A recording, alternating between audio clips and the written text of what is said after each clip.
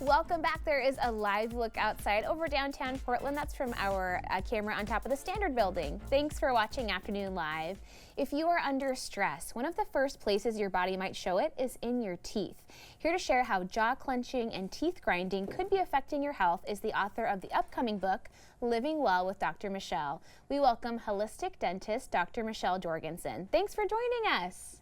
Thank you for having me today. I'm excited to be here. And tell me, who's your special guest along with you here?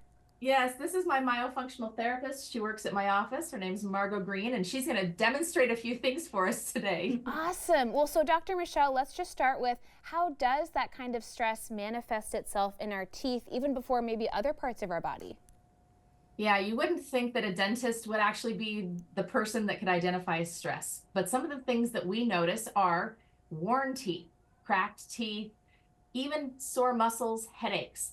And all of these things come because when we're stressed, we need more energy, right? For running around, for doing all the things that we're doing, for thinking a lot and focusing and concentrating, we need more energy. And more energy comes when we have more oxygen. So clenching your teeth actually leads to more oxygen. I know that that doesn't sound like something that would make sense, but clenching actually tightens up all the muscles. Margot's going to show how this works. When you clench your teeth, you can see all of the muscles here are tightening up, which makes the airway open and more air is able to pass. So we do all kinds of crazy things like putting our hand on our chin, biting our fingernails. All of these things show that you need more oxygen. Your jaw's trying to move forward and it's trying to open up all the space to get more air. That's so fascinating. It kind of boils down to a biological response in that sense, that your body's trying to tell you something, but then does all that clenching start to connect to other things like headaches and even poor sleep and things like that?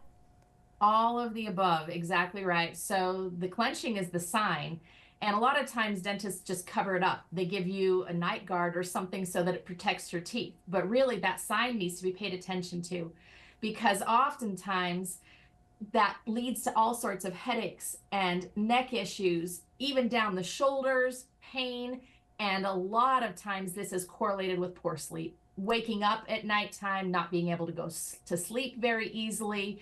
Also, just feeling like you didn't sleep very well and you don't have any energy during the day. All of these things are related to oxygen. Are there simple exercises or other routines we could try at home to alleviate some of that pressure?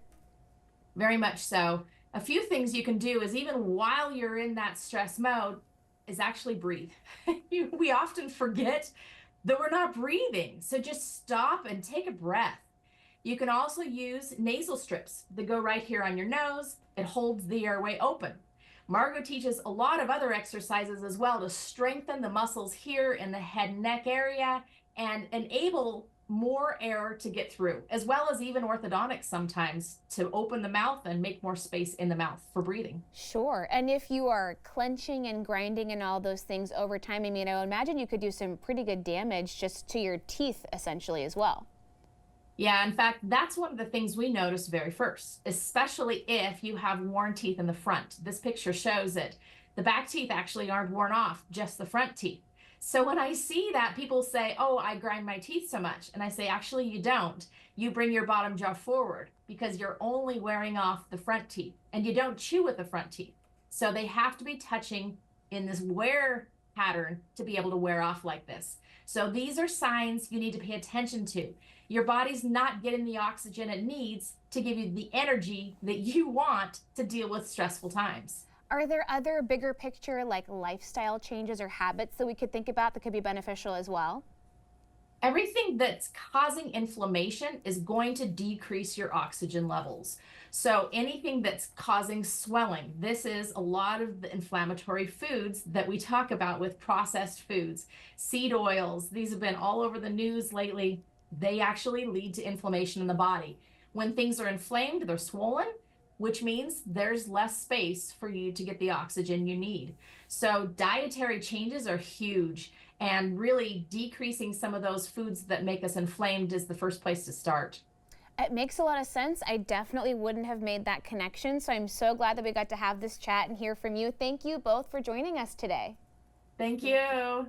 Okay, Dr. Jorgensen's upcoming book is Living Well with Dr. Michelle, and we'll have more information on our website at katu.com. We'll be right back with more Afternoon Live right after this.